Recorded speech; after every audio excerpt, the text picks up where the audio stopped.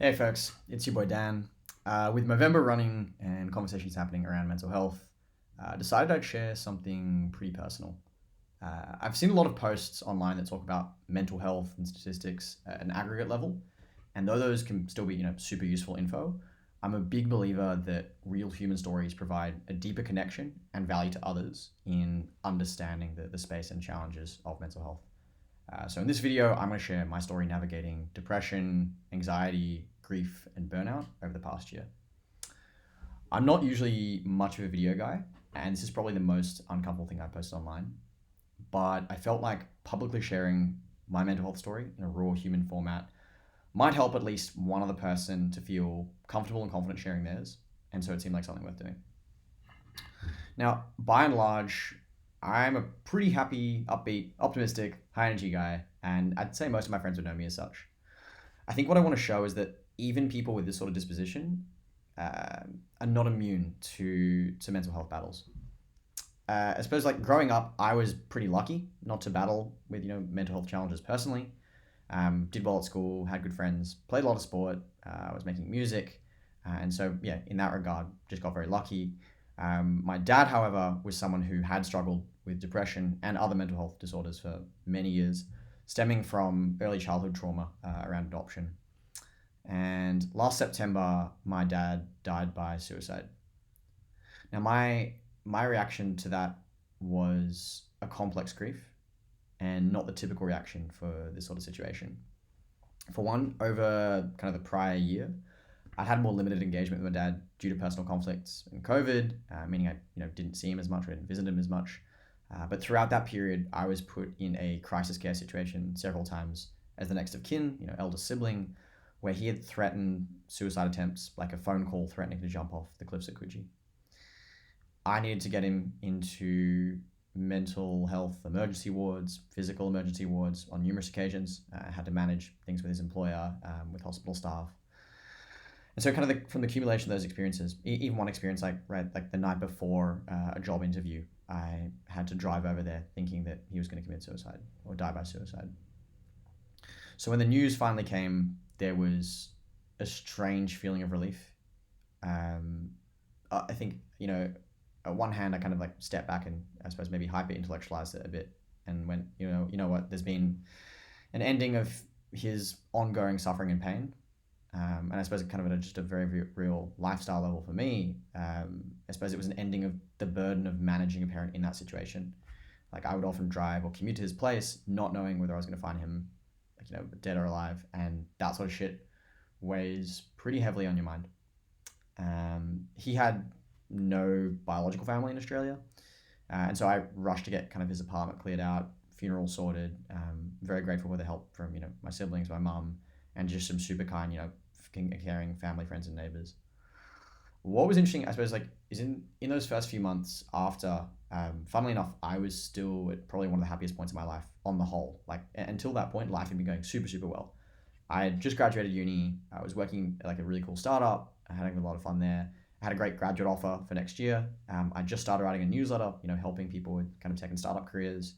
I was keeping super fit, running almost every day, and just spending a lot of time with really good friends. I'd say though, like an event like that inevitably sparked me to question what were the things in life that for me were meaningful. Like what were the things that were worth living for, and like was the way that I was living, did that even make sense? I decided to end my startup role early and actually just take a couple months off just to take some space and decompress and just evaluate things. Um, I spent 10 days meditating in silence. And part of that was, to kind of process the things that had happened and just learn to observe my raw emotions, my raw thoughts, without reacting to them and without, all the stimuli and all the busyness of regular life. Um, I also spent time volunteering on a permaculture farm. Just I think kind of just starting to question like whether the stresses of urban life really made sense as kind of like the best path in terms of like a life of well being. My dad, for reference, had spent his life as kind of a barrister and town planner, hardworking, urban living. And I suppose kind of like coming back to Sydney after those two experiences, I was filled with an energy, an optimism, a hope for the world, and I was in a really good spot. What I would say, and this is a really important thing, like losing my dad inevitably inhibited my future capacity and tolerance for stress. Like even if in that moment things might seem okay, like an event like that is a pretty serious event. And so like starting off kind of a new role in product management at a big tech company, just kind of at the start of the year, I think things soon started to hit me. Um, Early on in the role, which had a lot of responsibility, I felt increasingly like just a really visceral pressure, anxiety, and fear that I was underperforming, that I was hurting my reputation, making bad first impressions, and that I was like letting my team down, my manager down, my peers down. I would work longer hours than I needed to and still feel like I had achieved nothing. Kind of thinking about kind of those healthy practices, like my meditation practice plummeted. I stopped running as much, and my mind just wouldn't switch off from worrying. Work at that kind of point in time felt like just this 24/7 burden. I think in particular what was just really tricky was like there was this huge cognitive dissonance and tension in me, because at the same time as this, I was writing about and advising other young people on kind of on their careers, on tech and startups, and at that time I really lacked emotional safety and confidence in just my own role and my own career. And that was obviously all starting off remote. But by the time we were back in the office and actually had the chance to kind of meet people in person, I can still vividly recall days where I would walk around the office panicking that like I wasn't doing enough work, that I wasn't able to get it on top of everything I had to do, that I wasn't doing my work well, and I would feel like the beat of my heart in my chest. And I'm very rarely a resentful person and never would have characterized myself as such. But I think in starting to burn out, I noticed myself starting to see just the worst in family, friends, or family members, friends, co-workers. And I think it's like when you're battling with depression, you're not you in some sense. I was in a relationship at the time, and I didn't have the capacity to adequately love and care and take care of someone else because I couldn't even do that well for myself. Um, and it's interesting because in feeling disconnected, a lot of friends and peers still actually wanted to catch up, whether that was kind of like Zoom calls or whether it was people locally kind of in person. But increasingly, like just feeling so overloaded and burnt out, social interactions felt more like a task than a joy. They're like just like a burden, another task on the calendar looming. I think kind of across the board, I became worse at setting boundaries and found it difficult to say no. And in doing so, I wasn't giving myself the space to focus on addressing the things that were kind of pulling me or weighing me down, and just prioritizing the basic things that would give me energy, like sleep, exercise, meditation. I didn't intuitively use the labels depression, anxiety for a couple months until it got worse, and I'd had conversations with family and friends, and eventually, probably later than ideally, but eventually, it fortunately led me to kind of talking to psychologists about it. I think kind of through that process, being able to get in touch with trained mental health professionals, being upfront with my manager and my co-founders just around mental health, and they were very fortunately super understanding. Taking time off from work and some of those extra commitments, saying no to more social commitments, and I think not treating it as kind of like this burden or responsibility or task, but only really putting time into those social things when it was something that was energizing me and when I actually had the space for it. And I think ensuring that when at work, that really I was prioritizing a balance of my work responsibilities and ensuring that I was as best I could, that I was doing those well, but also obviously balancing physical health, so running, meditation, adequate sleep, good diet. And I think the summation of those things slowly got me to a better place. I think now, very fortunately, that my mental health is in a good spot. I feel really lucky and grateful for the people around me who helped me along that journey. Now, I'm not a medical professional, and please do not take the following as medical advice. But what I did want to share, I suppose, were kind of like 10 personal lessons that I learned and experienced from my story battling with mental health. Number one is go see a psychologist. Like if you're in Australia, go to your doctor to get a mental health care plan, and just get a trained mental health professional on your side. Your employer might also have an employee access program, and that can give kind of confidential third party psychology or counseling services. I think number two, if you're feeling like a 2 out of 10 right now, instead of focusing on like, oh, why am I not at my best? Why am I not? I'm not as happy as I used to be. I'm not as fun as I used to be. I'm not doing as well as I used to be. Instead of trying to focus on like this kind of getting back to this 10 out of 10, just focus on getting to a 3 out of 10, kind of that little by little incremental progress. It's like, what are the little things I can do to get a little bit better? I think that lens for me really helps. I think number three, and I mentioned this already, but really just keep the basics in check. It's like it's very hard to get healthier and happier if the fundamentals are in a bad spot. So for me, it's like, ensuring I was getting 8 hours sleep, ensuring I was like putting in time to exercise, ensuring that I was eating enough and eating a healthy diet, drinking water, love some good hydration, and then obviously like some baseline of social interaction. Having those as just a baseline is, I think, super super important, and it's just going to give you a massive advantage in any mental health battle. I think number four is this idea, and like I'm someone who's probably not super good at this, but taking space.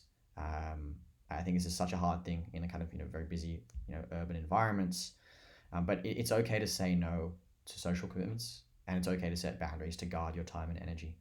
Like, you shouldn't be optimizing for, oh, how can I do the most things possible? It's more so like, how can I ensure that I can sustainably do the things I care about in a way that's healthy and give myself the space to decompress, to unwind, and to reflect. I think number five, focus on activities and people that give energy rather than taking energy. So you notice there are some things just kind of like in day-to-day life where it's like you do them and you do them with kind of like this heavy weight, like, oh God, I have to do this. Oh God, I have to do that. And like, some things in life are always going to be like that. But if you're in kind of a spot where your mental health is in just kind of a rougher patch, like try as best you can to focus on the things that kind of fill you with joy, that fill you with energy, where like doing them lifts you up.